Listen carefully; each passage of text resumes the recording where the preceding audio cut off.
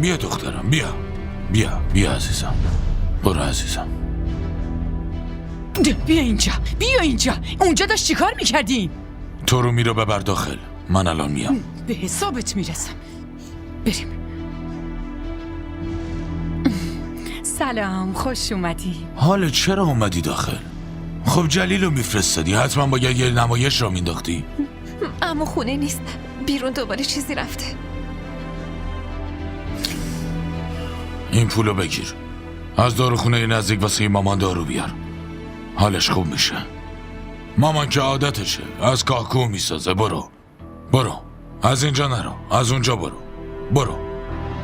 واقعا عذر میخوام، راستش فقط این رومیه دختر من.